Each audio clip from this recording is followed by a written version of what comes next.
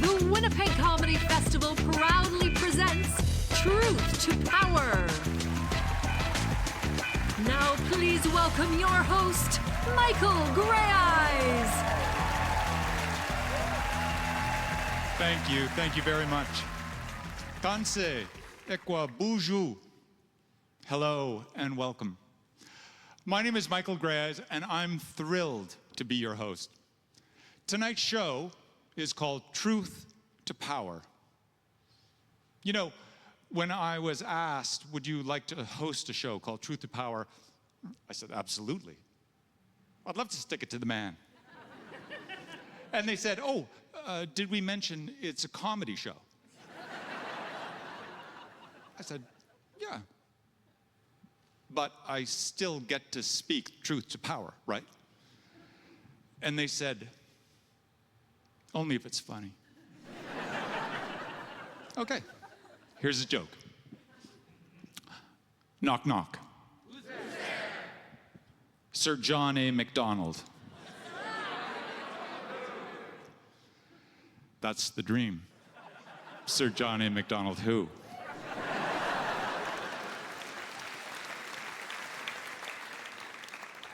You know, I must say I feel uniquely qualified to host this show because I belong to a group of people who are constantly dismissed, constantly told to shut up, constantly told no one cares about your opinion.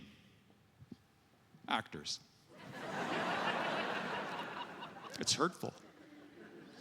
Oh, also, I'm Nehiyaw from Muskegon Cree Nation, my dad's community, and my mom was from Sweetgrass First Nation. Being an actor is a lot like being an Indigenous person in Canada.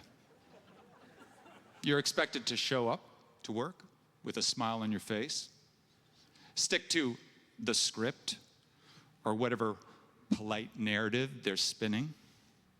You're expected to thank white folks for the opportunities you've earned. Thank you for allowing me to portray a character from my own community and to teach you basic Canadian history. Another similarity between actors and Indigenous Canadians, our agents suck. That's an Indian agent joke, ladies and gentlemen. Oh, and the people in charge really hate it when you improvise. You can't handle the truth and reconciliation. Now, for those of you who don't know my acting work, I've been lucky enough to have appeared in, many productions over the years. I was in the 3rd season of True Detective. I played the great Hunk Papa leader Sitting Bull in Woman Walks Ahead. And recently I starred in Wild Indian, which was in competition at this year's Sundance Film Festival.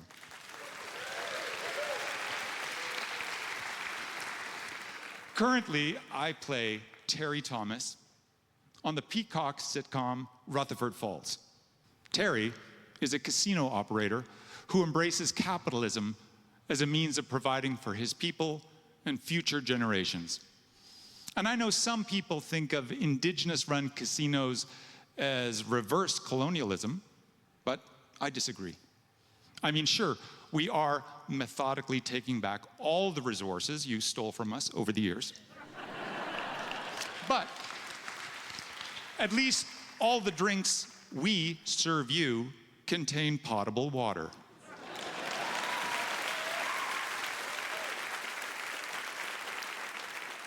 Speaking truth to power isn't easy. You have to pick your battles. Growing up, my friends would get very angry about all sorts of things, and I would say to them, "Is that a hill worth dying on?" And they would say, "This is Saskatchewan. There are no hills." So what are my truths? What truths would I, Michael Greyeyes, like to say to the world before we start this show? Let's see.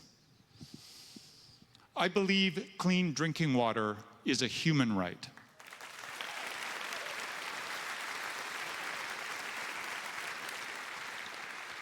I believe every child matters is not a controversial or political statement.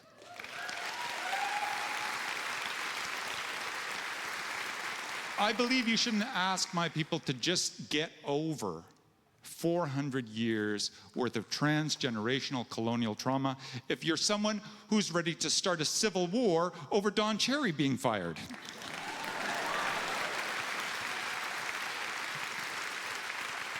I believe it's offensive that rich white women are paying $5,000 to take shamanism classes. We should be overcharging them more. Are you all ready to start the show?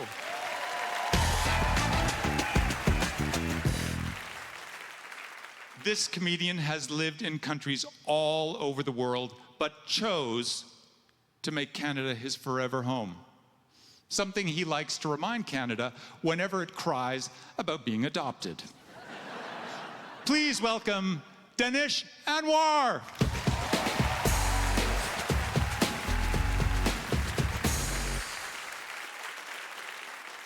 Amazing. Beautiful Winnipeg crowd. You guys are so diverse. It's very multicultural. It's very nice. I come from a very diverse city. I live in Toronto. I've been there for a while. Toronto's also called the Six. A lot of people call Toronto the Six because that's how many people can afford to live there. Yeah. Income inequality is a huge problem in Toronto. Like, the streets are full of homeless addicts, drug dealers, and sex workers, surrounded by condos full of super rich addicts, drug dealers, and sex workers.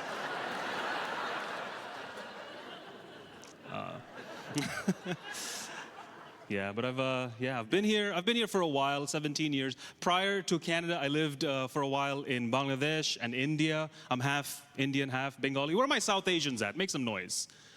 Oh, wow. Oh, wow. Oh, you know what? Sorry, it's Uber surge hours right now, and we're out there making money, okay? We get paid. That's our culture. So yeah, Canada, Bangladesh, India, and before all that, I was actually born and raised in Russia, in Moscow. Yeah, don't be too surprised. Brown people are everywhere, okay? We're the Taylor Swift of people, okay? We're like Mariah Carey in December. Everywhere.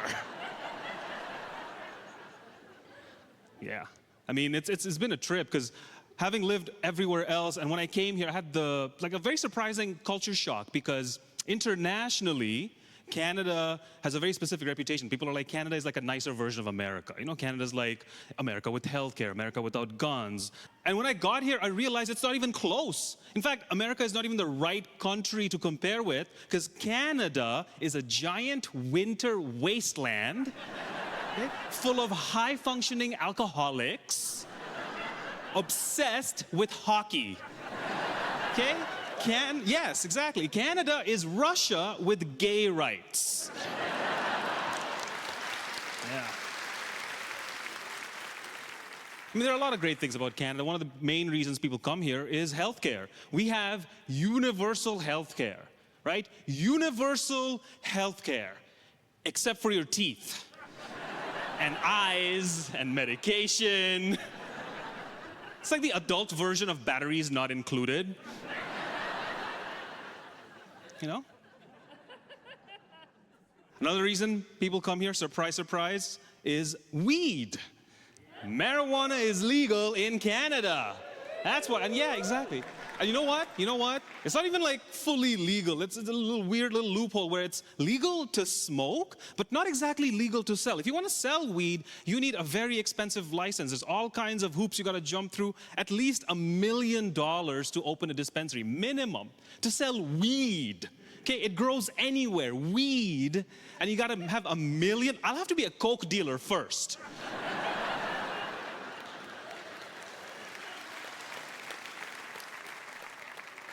Legal. How are things harder post-legalization, you know? Like back in the day, everybody used to sell weed. It was like a Canadian rite of passage. You know? They wouldn't even give you a passport till you chopped your first ounce. And now you need a license, $1 million license? Everybody used to sell weed back in the day. I used to sell weed, still do. I used to sell weed. back in the day. One time, a client's like, wait, you don't look like a dealer, you look like an accountant. And I'm like, yeah, that's why I'm getting away with it. Hide in plain sight. In my early days of doing this, not even lying, I was walking around the city with this big gym bag full of poorly packaged cannabis, like just stinking up the whole street.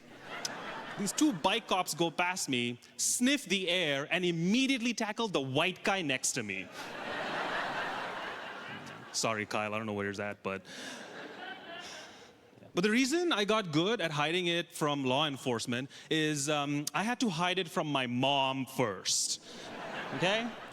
If you can keep a secret from a brown mom, you can steal an election. I'm a huge comic book nerd. Love them all, it's great. And what I like is comics are trying to be more inclusive now. They're trying to represent the world around them. Like, for example, did you know that the new Thor is a woman, both in the movies and in the comics? Thor's gonna be a woman. Yes, clap it up for that. There we go. There's an Asian Hulk, Dr. Amadeus Cho, but every single time it's like 2 steps forward, 1 step back. Because, like, let's take the Asian Hulk as an example. See, the original Hulk, Dr. Bruce Banner, is a genius scientist in human form, and when he hulks out, very strong but very dumb. Dr. Amadeus Cho, the Chinese Hulk, or Korean in this case, I think, but the Asian Hulk, he's a genius scientist in human form. When he hulks out, he's very strong, but still a genius. Like, why is the Asian Hulk the nerd Hulk? Asian people can't be out of control rage monsters? You ever been to an Apple store on launch day? Hulk will smash for an iPhone 13. But the most racist example in comic books are always Canadian heroes, every single time. The two most famous Canadian heroes are Wolverine and Deadpool. And they both have the exact same superpower. They can heal from injuries for free. Regeneration, yeah. I call it healthcare.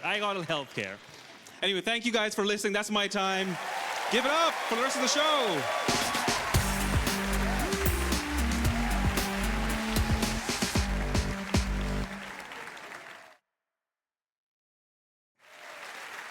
How many white men does it take to change gender inequality? None. It still works fine for them. Please welcome Larke Miller.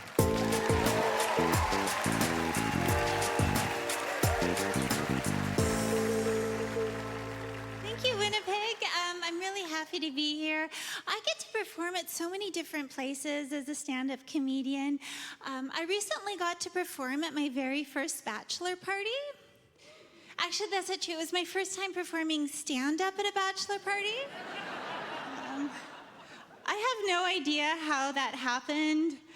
Were those guys tossing around ideas for entertainment like, hey guys, we could go down to a strip club, or we could hire a dancer to come down here. Wait a minute, you guys. You know what I think would be a lot of fun? Is if we were to hire a woman to come down and voice her opinion for an hour. Yeah. What do you say, guys? Best bachelor party ever. Last chance to get berated by a strange woman. They filmed the whole thing. Those guys are in so much trouble if their wives and girlfriends see the video. Because, like, they did things with me I know they don't do with their significant others at home. Like, they listened to all my stories and laughed at all my jokes.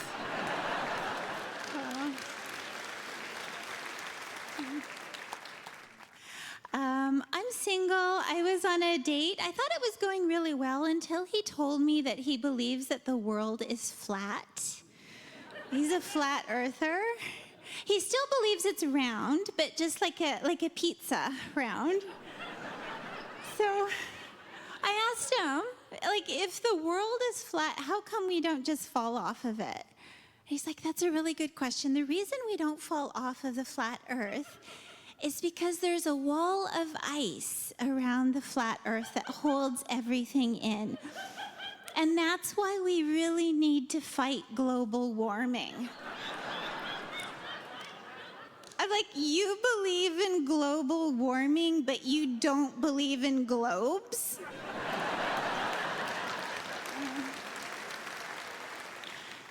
So we went Dutch on our date.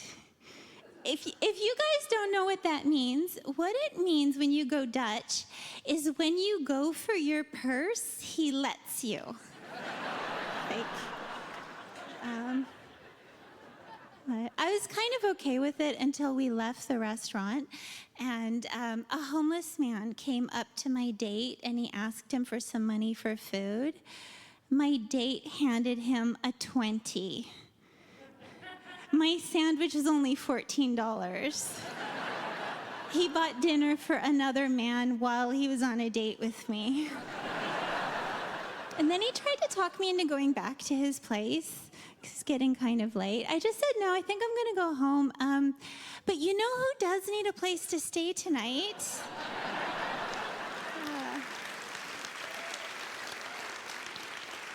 Yeah, I'm sure that guy you bought dinner for earlier would love to take you up on the offer. Sometimes when I'm in the grocery store and I have a little extra time on my hands, I like to take a loaf of bread up to customer service and ask, is this bread available in a toast?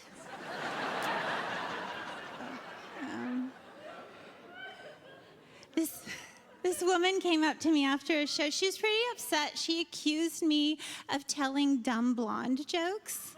It offended her. She told me that she was a natural blonde and she didn't think that I was a natural blonde or that I shouldn't be telling blonde jokes. So, like, she wasn't actually offended by my material. She was more offended by my cultural appropriation. Oh, yeah. I'm not naturally blonde or stupid. So I like to think of myself as a feminist, but I find that I clash with a lot of other feminists because I'm not really politically correct. I recently got into a fight with a male feminist. I find that they are the most militant feminists out there. I don't want to say he was unattractive, but he would have been so much prettier if he smiled. Yeah. He told me gender's just a social construct. I'm like, you need to go construct me a sandwich. He said a lot of stuff to me. I don't even remember what he said, because he was wearing this really tight shirt and his man boobs were like all over the place. Like, guys, you can't dress like that if you want to be taken seriously as feminists. I lost the fight with him. It wasn't fair, though. Like, he started crying. And, like, I'm completely helpless when a man turns on the waterworks in front of me. Like, you just get this really strong urge to mother him. And, like, when I say I want to mother a guy, it's not like I want to hug him and give him a cookie. Like, I wanted to mother him. Like, I wanted to spank him with a wooden spoon. Thank you for having me here tonight.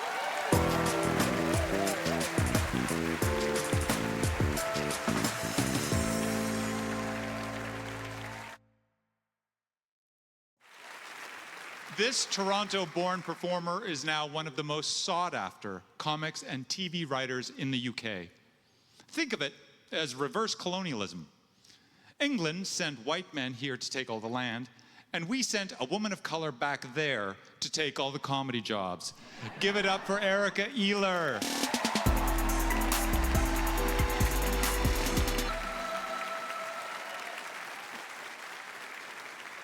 Oh my God. You guys well? I'm not. Ugh. No, I don't know. I'm on antidepressants, which means I no longer have a WAP. Kind of defeats the purpose of why I take them in the first place. Might as well end my life. Yeah, like the closest thing I've come to self-care in the last 3 days was when my leg brushed across my bed, and with all the crumbs, it was almost like exfoliant. Yeah. I don't know. I got my teeth whitened. I suppose that's a form of self-care. I got my teeth whitened And now they're so white, they're teaching English in Korea. Yeah. No, I don't know. I've had a rough year. I got broken up with, and immediately after I got broken up with, I had to go back to my job at a call center. So do you guys know what really mends the broken heart after being rejected? Being rejected 100 other times after that.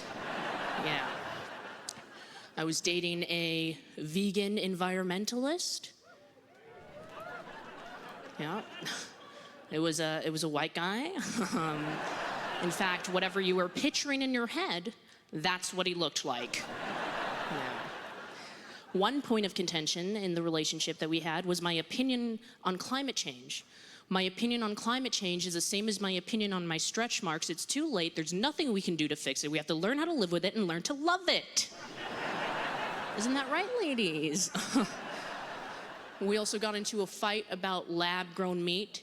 He was like, Erika, would you try lab-grown meat? And, you know, I thought the question was kind of redundant because he was a test tube baby.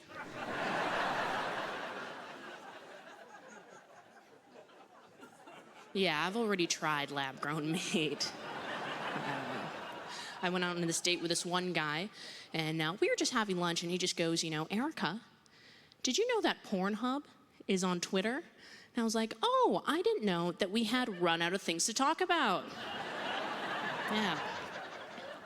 I think my real problem is I need to stop dating white guys, but I think I do it because I'm mixed race and I just want to finish what my mom started. Wow. I'm half Filipino. It's not the cool kind of Asian. Okay. Someone disagrees. No, but I'm half Filipino. It's not the cool kind of Asian.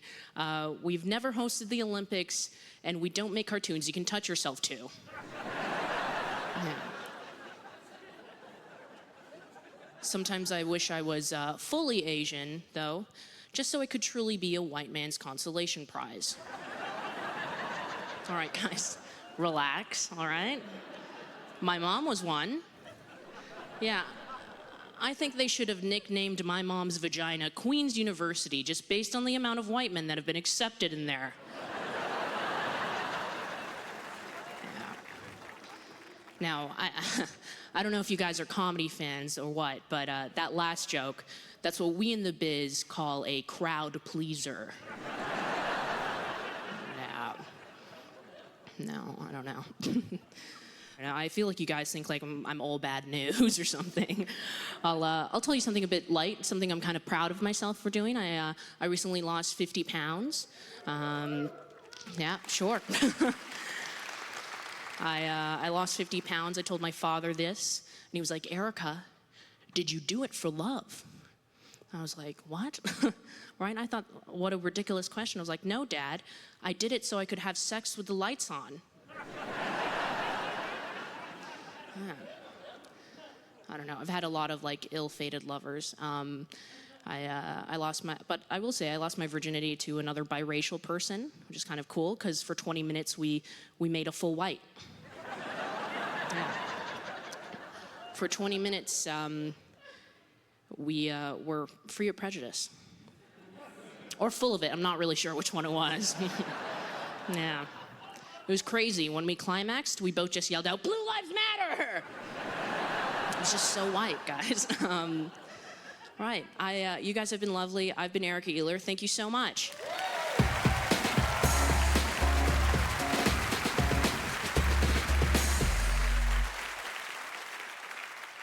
When he isn't on stage and raging, privileged, entitled dinosaurs, this performer can usually be found riding his bike, which basically accomplishes the exact same result.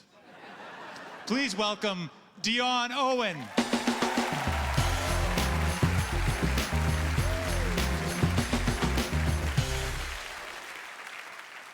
All right, Winnipeg, it's great to be here. I do love those overpriced coffee shops, those organic cafes. They're the best, eh?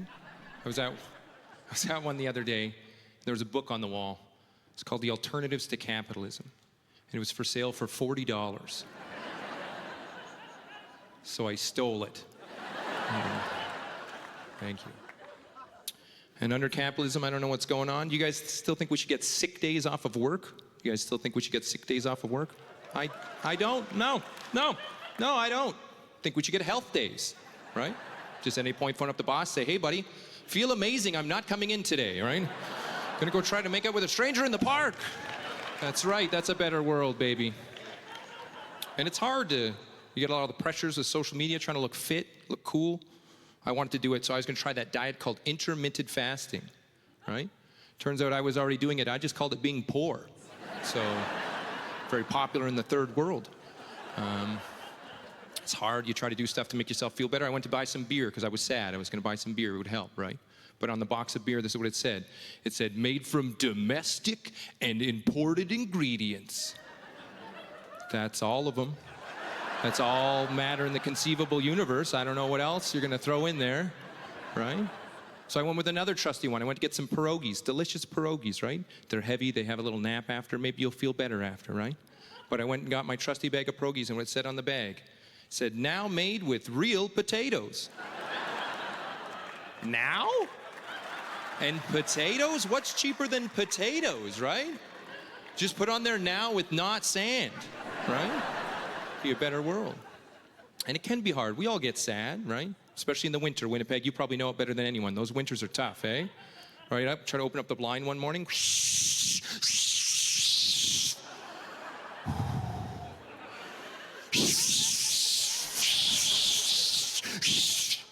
Like, okay, let's see where today goes, right? So you go to the shower, get in that shower, turn on the hot water, it comes streaming down your head, and you go, this is it. This is as good as today's gonna get. Can be hard.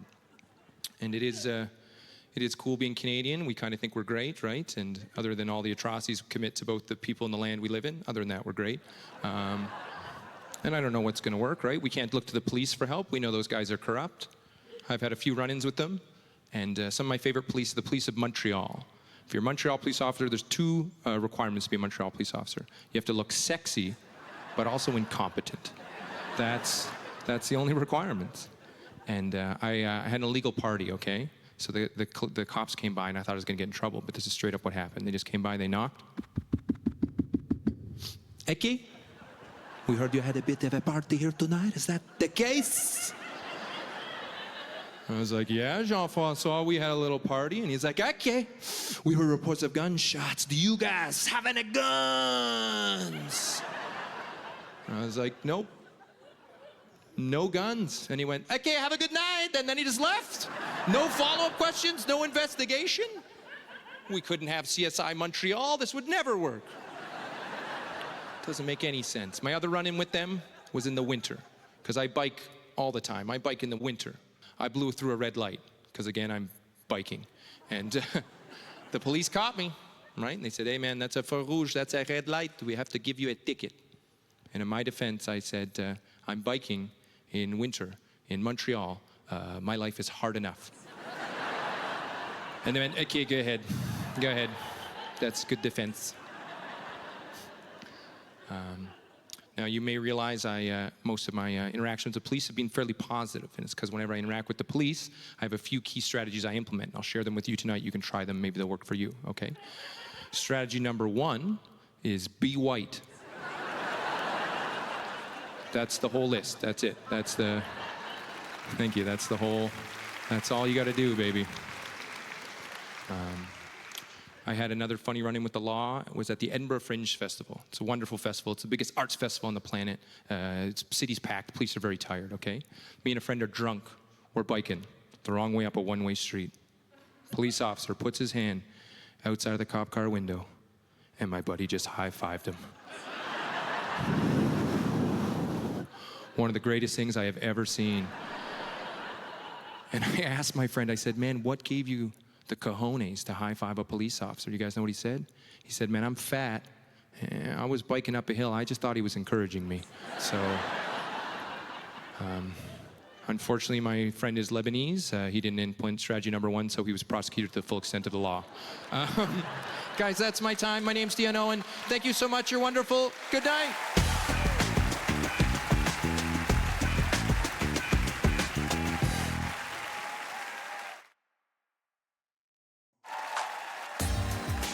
witch, but her jokes sure cast a spell. Let's hear it for Meg MacKay. Well, hi, hello. Today it's me, Meg MacKay, your friend. We're all here together. Isn't this the best day of our entire lives? Here are some jokes and stories from my very own life. Hello, my name is Meg. I'm biracial, and I know I don't look like I am. I know I don't look like anything. I look like if Alanis Morissette drowned in a slushy machine. Maybe. I kind of look like I trapped, killed, ate, and then wore your aunt's couch. That's what I look like. I'm queer. I identify as queer. I don't know where I fall on the LGBTQ2IA+ spectrum. But what I do know is that every man I've ever dated is now in a committed, long-term relationship with the love of his life. And every woman I've ever dated now rescues pit bulls. So whatever that is. I got a really tough mom. My mom had a hard time growing up. She was a brown-skinned lady being raised in an all-white family in an all-white town. She was always had to be super tough, so she tried to raise me to be super tough. She would say things like, "Don't cry in public, don't be a wuss." She didn't know where she came from, and she was like the Wolverine from X-Men. You're like, I don't know where I come from, but all I know is my fists are knives. She's like the toughest, if not most scary person I know. One time I told her, as an adult human being, as an adult person, I said to her, I was like, I am scared to go to the dentist. She said, how come? I said, I don't know, because there's somebody going to be drilling inside of my head bones. I don't like that. She said, they're your teeth. Do not take any crap. I want you all to take that with you next time you go to the dentist. Some brave words. But I live in Toronto, Ontario, Canada. I don't know if you've ever been to Toronto, Ontario, Canada, but don't go. Toronto's a place where if you stand still on the streets of Toronto for too long, something crazy will happen to you. It is guaranteed. For example, one time I was selling ice cream sandwiches on the road for a job. That's just a job I had. Selling ice cream sandwiches to people on the road. And one time a man come up to me and he said, I would like to buy those pants. And I said, I'm selling ice cream sandwiches. He said, I would like the pants you are wearing. And I said, I cannot do that. And he said, okay. And then he gave me a fistful of dimes. The weirdest money you could give anyone. And then he left. He was never seen again. Don't stand still in Toronto. But all this to say, so one year, it was the Pride Festival, Pride Parade Festival in Toronto, Ontario, Canada, where I lived, and my mom decided she was gonna come all the way from the East Coast to support me, which was a very sweet thing for her to do. It was a wonderful day. We go down to the Pride Parade, we got a place, we got ourselves situated. It was a beautiful day. Bright sun shining. Everyone was walking there, their dicks out. Just the sun shining, glinting off of well-pierced dicks. Just a beautiful day for everyone. And at one point, a very visibly queer couple came up to my mother, and they said to her, hey, lady, are you gay? And my mom bunched up her little Wolverine fists and was like, no. And they said, well, we are, and this is our parade, this is our time. This is a festival celebrating our community. This isn't a tourist thing. We believe we should be standing in front of you in this line. And I get where they're coming from, I do. The first Pride Parade was a protest. It was trans women of color marching in the streets, being visible. We're here like we're not afraid of who we are anymore. It was a beautiful moment of celebration and protest. Cut to 40 years later, every third float at the Toronto Pride Parade is TD Bank presents the cops. So I get it. I get where they're coming from.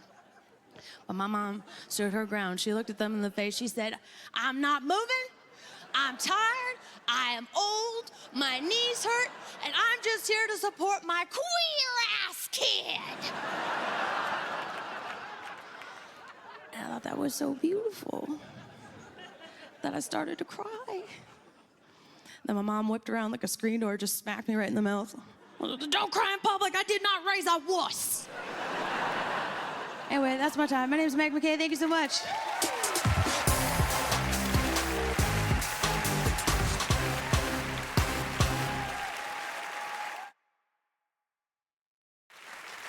This performer is the latest in a long line of Lebanese-Canadian entertainers that includes Paul Anka, Keanu Reeves, and... Okay, so maybe it's not a long line. Please welcome Malik Elassal.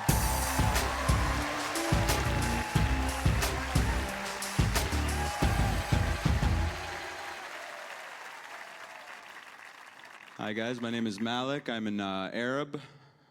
I'm also a Muslim. But I'm one of the lucky ones. You know, I haven't really dealt with a lot of Islamophobia in my life. I've dealt with a lot of anti-Semitism instead.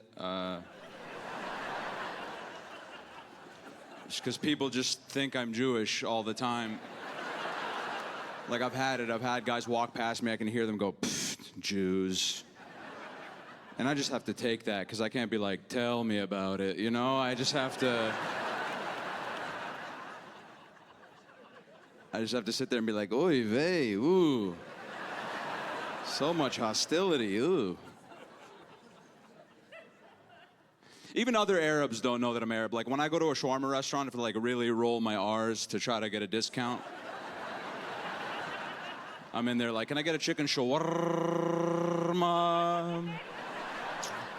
And can I get hummus on that as well? I can't just like start speaking Arabic to the guy because he'll be like, what does this Israeli spy want from me? Why is he doing this? He's trying to get the recipe, huh? Okay, yeah. Not so fast, Jew. I have a cousin who's dealt with a lot of Islamophobia. His name is Jihad. And he's gotten it pretty bad. Like he got lost at the airport one time when he was a little kid. And there's really nothing you can do in that situation, you know? If you're the parents, you lose your kid named Jihad in the airport, like... You just gotta leave, like that's it, you know? What are you supposed to do? You can't just drop all your luggage, start screaming, Jihad, in the middle of the airport. Only thing worse than screaming Jihad in the airport is whispering Jihad in the airport. For some reason, it's worse. I don't know why. It's a beautiful name if you know what it means. Jihad in Arabic literally means to struggle for something. And he really lived up to his name. He struggled a whole lot. Like, I know it's a beautiful name because I speak Arabic, but I also get it, you know, like an Arab guy named Jihad, it's a little bit on the nose, you know? Like an Arab guy named Jihad is like a white guy named Yeehaw or some shit. It's like, If a white guy came up to me and he's like, yeah, my name is Yeehaw, hell yeah, I'd be like, terrorist, go back to your country. And he could yell yeehaw in the airport as loud as he wanted, and everybody would be like, hell yeah. That's right. I used to work with people with special needs. I love that job. The only thing about that job is that people are still confused on like the kind of words that you should be using. Like I was at this one job, and my job title was special needs supporter. And then there was a lady who was training me who was like, hey, you're actually not even really supposed to say special needs. And I was like, okay, yeah, no problem. It's in my job title, though. And she's like, I know. And I was like, is there like a better word that we could use in the meantime? And she's like, no. Not yet. I'm like, what do you mean not yet? Like, I have to say special needs. I can't just say I work with people with needs. I sound like a prostitute. Like, yeah, I take care of people that have needs.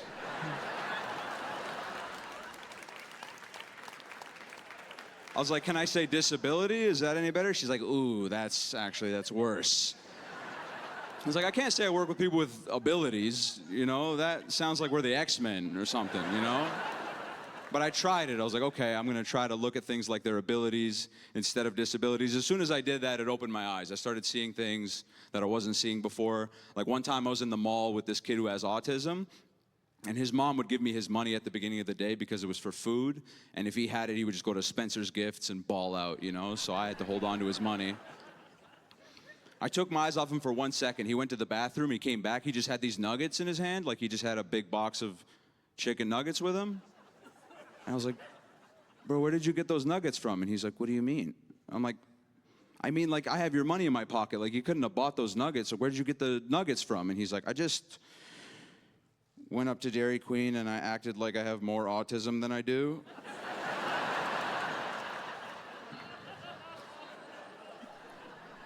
And I was like, sick, okay.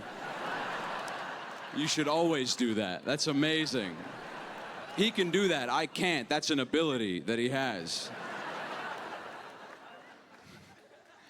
Another time I saw two deaf people having a conversation. It was a male and a female deaf person, and the deaf guy was being a jerk. He was just like signing like crazy. He was taking over the whole conversation. He wasn't even looking at the deaf girl, and I saw the deaf girl do something that I really respected. She just slowly closed her eyes.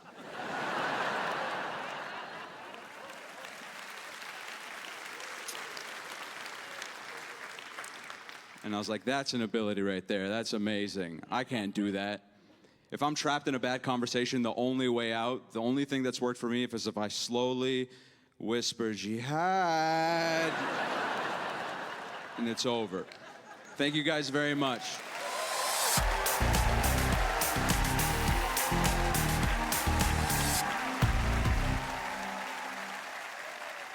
Well, folks, that's our show. I hope that tonight inspires each of you to speak truth to power in your own lives. Unless your truth is that you didn't like the show, in which case, just keep that to yourself. All right, good night. Thank you again.